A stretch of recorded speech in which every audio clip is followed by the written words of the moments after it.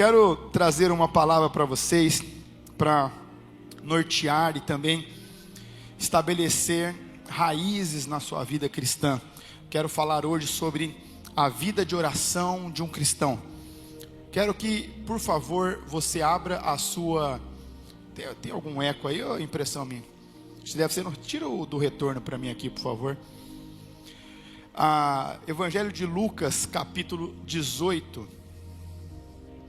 Evangelho de Lucas, capítulo 18, a partir do verso 1. A palavra de Deus, ela diz assim: Então Jesus contou aos seus discípulos uma parábola, para mostrar-lhes que eles deviam orar sempre e nunca desanimar. Ele disse: Em certa cidade havia um juiz que não temia a Deus e nem se importava com os homens. E naquela cidade havia uma viúva que se dirigia continuamente a ele, suplicando-lhe: faz-me justiça contra o meu adversário. E por algum tempo ele se recusou, mas finalmente disse a si mesmo: embora eu não tema a Deus e nem me importe com os homens, esta viúva está me importunando. Vou fazer-lhe justiça para que ela não venha mais me importunar. E o Senhor continuou: ouçam o que diz o juiz injusto. Acaso Deus não fará aos seus escolhidos justiça que clamam a Ele dia e noite?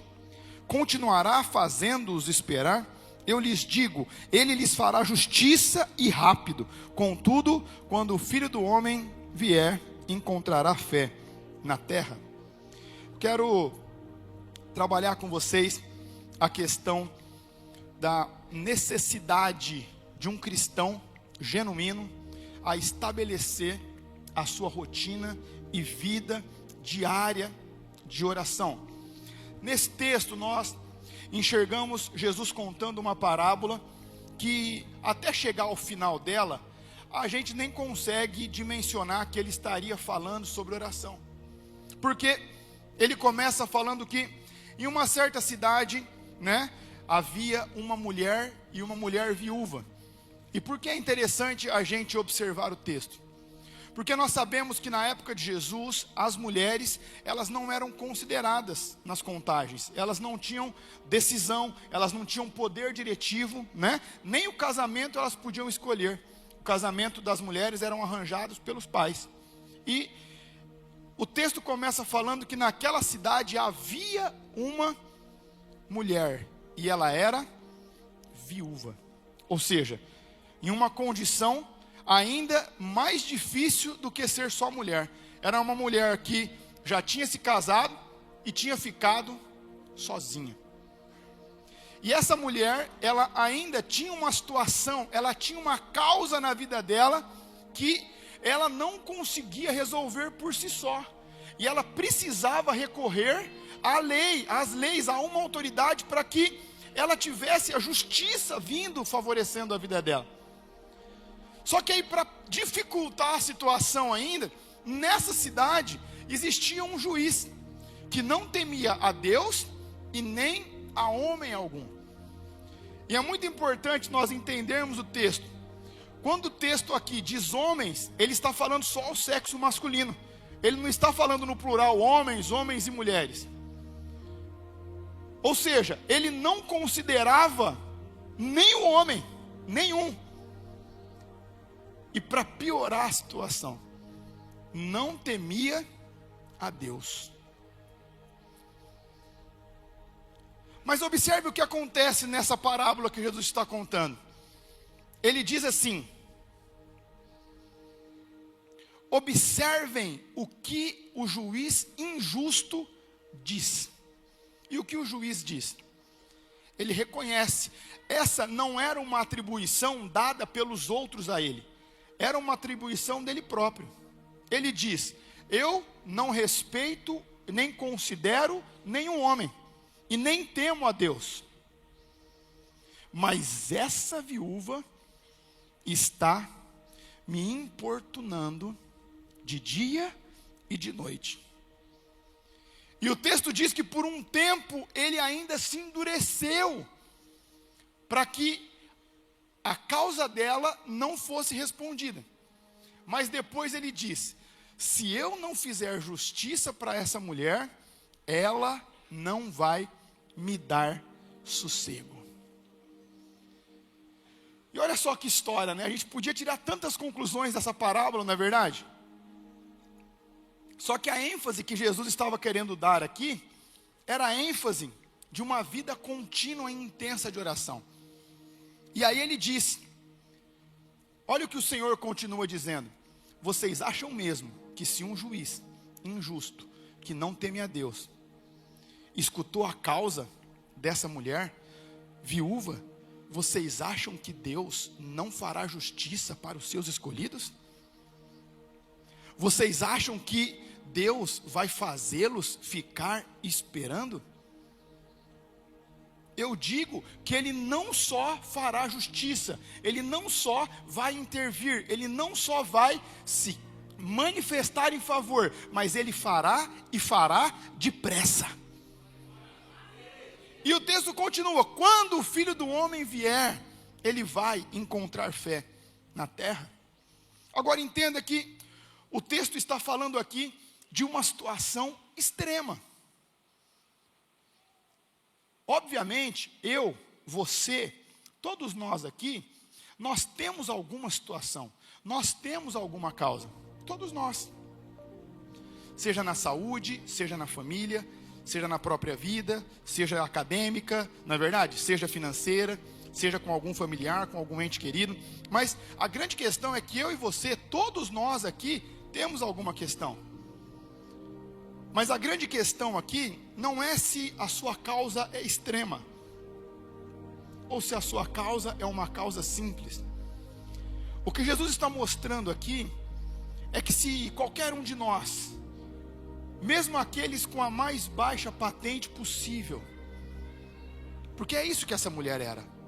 Para aquela época, homem não queria casar com mulheres desonradas. O que era uma mulher desonrada naquela época? Era uma mulher que já tinha se relacionado com outro homem. Os homens não queriam se casar com mulheres desse tipo naquela época. Então ela era uma mulher casada e viúva. Ou seja, para uma situação judicial, era insignificante. Ninguém ia dar importância ou credibilidade para ela, independente, mesmo que a situação dela fosse plausível. Mas o que Jesus está mostrando nessa parábola é que não importa quem nós somos, ou quem nós somos perante a sociedade, ou qual a dificuldade que eu e você possamos ter, se nós tivermos uma vida, e uma vida de oração diária, intensa. Observe, o texto não era só de dia, era de dia e de noite, era constantemente e por um longo período. E aí eu quero chamar a sua atenção: o texto não está falando de devocional aqui. Eu sei que o cristianismo hoje ficou lifestyle, hoje é um estilo de vida, não é verdade? Hoje está na moda aí na igreja, né? Fazer um store no culto. Hoje ficou assim, não aqui em Bauru, em qualquer lugar, não é verdade? Mas o que o texto está querendo dizer aqui não é para você fazer um devocional. Um devocional hoje ele vai ter meia página escrita, vai ter algumas linhas para você escrever algum insight, vai ter 1 ou 2 versículos para que você leia e acabou. Mas o que o texto está falando não são para você dar alguns minutinhos do seu dia aqui. Aqui está falando de vida, de continuidade, está falando de coisas diárias, de coisas contínuas, de coisas que nós fazemos todos os dias. O texto está falando aqui que um cristão, ele precisa se derramar perante Deus todos os dias da sua vida, e não só uma vez, constantemente, continuamente. Por quê? Porque quando o texto diz que o Deus não fará os seus filhos esperarem, os seus escolhidos esperarem, que Ele trará a resposta e trará depressa, o texto é condicional. São para aqueles que o buscam dia e noite. Então, entenda, eu e você precisamos olhar para toda a história, desde a criação. Deus, Ele nunca quis que um cristão ou um ser humano se movesse de campanha em campanha, de evento em evento, de conferência em conferência. Veja, a conferência tem o seu espaço, o evento tem o seu espaço. Veja que tudo isso é plausível, tudo isso é estratégico. Nós estamos vivendo em um mundo estratégico. Quem se consegue se comunicar mais com menos tempo tem mais eficácia do que o próximo, não é? São tantas estratégias: marketing digital, tráfego pago, funil de vendas. Olha só quantas estratégias nós temos hoje. Quantas e quantas estratégias. E obviamente a igreja não vai ficar quadrada e querer usar a televisão para se comunicar hoje. Não é essa a questão aqui. A grande questão é que o texto está falando de algo que é vital, algo que não pode ser substituído, algo que não dá para você trocar, algo que não dá para você substituir. Não adianta você ser inteligente, não adianta você ser estratégico, não adianta você ter ali meios e meios de publicações para aquilo que você quer chamar atenção. Dentro do cristianismo, se você não tiver uma vida de oração, você é um cristão fraco. Eu e você precisamos ter essa intenção, independente da sua causa, né? Quando nós olhamos na criação, Adão, quando ele já foi estabelecido ali por Deus, para que ele cuidasse, né, do jardim, para que ele desse nome, veja que o próprio Deus descia todas as tardes, no entardecer, na viração do dia, porque o próprio Deus queria se relacionar com ele. Abraão, ele era um homem, o pai da fé, tinha um relacionamento íntimo com Deus. Agora observa que quando nós vamos estudar a vida de Abraão, dentro da vida de Abraão tem o seu sobrinho, que é Ló. A história do sobrinho de Abraão não tem nenhuma evidência que ele buscava a Deus como o próprio Abraão buscava. Não tem nenhum relato que ele era intenso e obediente como Abraão foi. Mas na Bíblia tem um relato que porque Deus se lembrou de Abraão, ele salvou Ló em Sodoma. O que isso significa? Que se você tem uma vida de intimidade com Deus, Deus vai se lembrar dos seus quando for necessário. O texto é muito claro, ele diz: porque Deus se lembrou de Abraão, ele salvou Ló. Então observe que eu e você precisamos canalizar, fazer a gestão do nosso tempo, né? Obviamente, né, todo mundo sabe disso, mas o difícil é colocar em prática. Eu me lembro que quando as pessoas começaram a falar assim: você precisa emagrecer, né? Eu falei: vou emagrecer, vamos embora, né? Eu vou umas 2 vezes por semana na academia, tá ótimo, né? Tá ótimo? Claro que não. Claro que não. Vai adiantar? Não vai. Eu vou fazer dieta só na segunda. Vai adiantar alguma coisa ou não? Não vai adiantar. Não vai adiantar. Pastor, mas eu faço uma oração no domingo, entre os louvores, eu me entrego ali, a semana já tá orada. É verdade ou não? Não.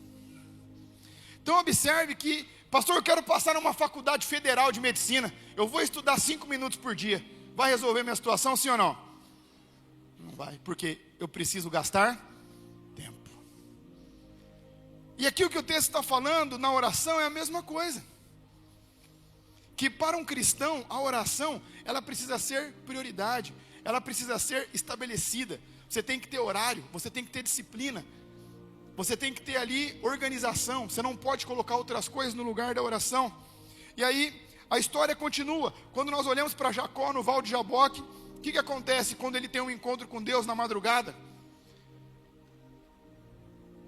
E encerrar a conversa deles, e encerrar o relacionamento deles, o que Jacó faz? Não, eu não vou perder a minha oportunidade. Se o Senhor não me abençoar, eu não te deixarei ir. E a Bíblia conta que nessa noite a alma de Jacó foi salva. Então veja que aqui a luta era por ele próprio, era a identidade. Ele queria uma transformação, ele não queria mais viver a vida que ele estava vivendo até aquele momento, ele não queria mais ter os adjetivos dados a ele pela sua postura até aquele momento. Ele queria uma transformação, ele queria mudança, e Deus escuta a oração dele e o responde, mas veja que ele teve que ficar horas lutando com Deus. Nada acontece de repente, né?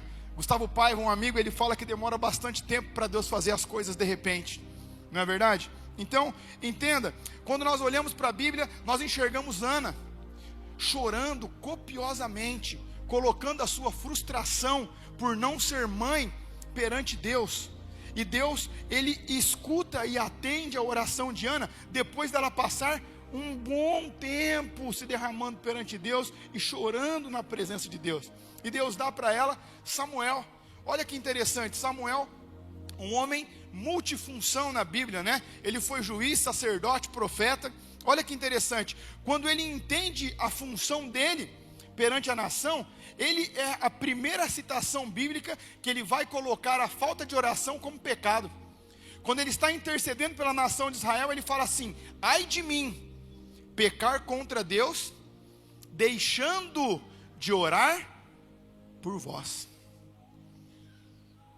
Então observe que eu e você precisamos ver qual é a nossa causa, qual é a nossa família, qual é a nossa situação, qual é a nossa crise existencial, qual é a nossa crise de identidade, qual é a minha dificuldade, qual é a minha fraqueza, onde eu preciso que Deus se manifeste na minha vida, onde eu preciso que Deus se estabeleça na minha vida, né? Eu vejo Ezequias com uma sentença de morte, né? O profeta chega para ele e fala assim: Ezequias, você não vai viver, você vai morrer. E a Bíblia diz que quando ele recebe essa notícia, quantos de nós, né, recebemos um laudo médico, uma sentença de morte? Olha só, não tem cura, vai morrer. Aproveita os seus últimos momentos de vida, aproveita a sua família, porque não tem solução. O texto fala que ele se vira e ele busca a Deus, ele chora, ele se derrama na presença de Deus, e Deus muda a sentença de morte dele. Olha só que a vida de oração, ela é poderosa em todas as partes da nossa vida, em todas as partes da sociedade. Daniel sofre uma emboscada, né? Ele precisava negar a Deus, ele não nega, ele continua orando nos horários que ele orava, ele continua adorando nos horários que ele adorava a Deus, ele continua orando nos horários que ele orava, que ele buscava, ele desobedece uma lei. Olha que interessante, um cristão que obedece uma lei humana e fere uma lei de Deus, está quebrando um princípio aqui. É por isso que existem tantos mártires na história do cristianismo. É que todas as vezes que uma lei do homem quebra uma lei dos céus, você obedece à lei dos céus. Ele é jogado na cova com um monte de leões, mas Daniel, ele tinha uma vida de oração. O que acontece com os leões? Fica tudo ali quietinho, ali do ladinho dele. Por quê? Porque quem tem uma vida de oração poderosa, Deus dá livramento, mesmo quando seus inimigos tramam contra você. Olha Neemias, um estrategista, profeta, homem de Deus, mas ele tem uma direção divina. Ele vê que além de orar, além de profetizar, naquele momento o que era mais espiritual para a nação era a reconstrução dos muros. E aqui vocês são crentes há bastante tempo, alguns de vocês. Você chama alguém para um churrasco, o que a galera faz? Vem em peso, não é verdade? Você chama para a célula, tem uns que não vão, mas a galera chega, né? Fala que é uma vigília, diminui, mas tem a sua galera lá, tem ou não tem? Agora, e se você fala assim, pessoal, sexta-feira nós vamos colocar a mão na massa, tem que trabalhar. Aí o pessoal some, é imprevisto, um fica doente, é um compromisso, é uma formatura, e não era diferente nessa época. Mas veja, porque Neemias tinha uma vida de oração intensa, Deus dá sabedoria e graça para ele, para que ele mobilizasse toda uma nação, para que as muralhas fossem reconstruídas. E naquela época não era você pegar 6 blocos com uma mão só, não era assim, não tinha carriola, era pedra, 6, 7 caras arrastando a pedra amarrada, não tinha guindaste para pegar aqui e colocar aqui. Foi graça de Deus, por quê? Porque ele tinha uma vida de oração contínua, ele tinha ali estabelecido algo com Deus.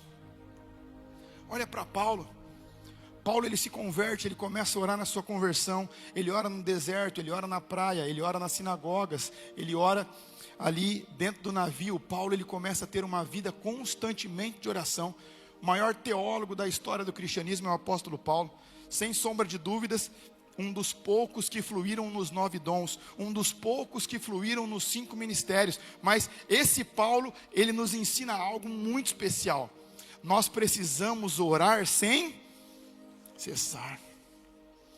E esse mesmo Paulo, na carta aos Efésios, capítulo 3, verso 14, ele diz assim: por esta causa eu me coloco de joelhos perante o Senhor. Está falando de oração. Não tem como substituir a oração no cristianismo. Ninguém vai inventar algo mais eficaz. Ninguém vai inventar algo mais duradouro. Ninguém vai inventar algo mais poderoso. A oração, ela é indispensável na vida de um crente. Indispensável na vida de um homem ou de uma mulher de Deus. Às vezes as pessoas perguntam assim: pastor, o que é mais difícil? Plantar uma igreja do zero, cuidar de 3 filhos, adotar uma criança, é o casamento, é conseguir os recursos para a materialização da visão?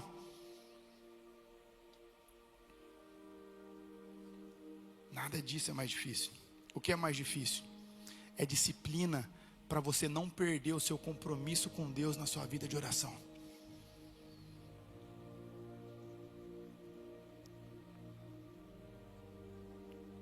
Esse é o tendão de Aquiles dos homens e das mulheres de Deus.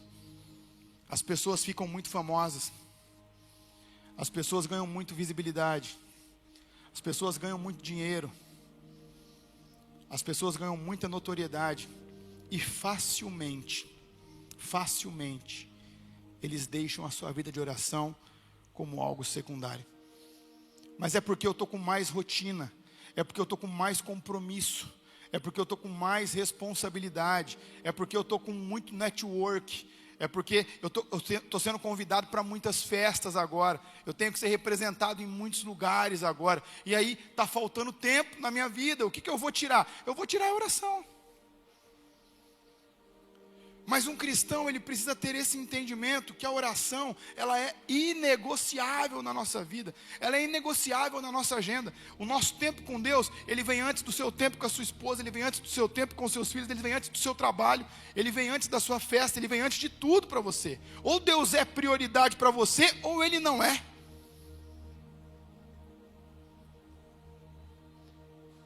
Um cristão, ele não ora porque ele está feliz. Se ele está feliz, ele ora. Se ele está triste, ele ora também. Ele não ora porque ele tem dinheiro. Se ele tem dinheiro, ele ora. Se ele não tem, ele também ora. Se os filhos estão bem, um cristão ora. Se os filhos não estão bem, um cristão ora também. Se você acabou de fechar um negócio, você ora. Se você não fechou nenhum negócio, você ora também. Se você está com crises emocionais, você ora. Se você não está com crises emocionais, você ora também. Se você está com sono, você ora.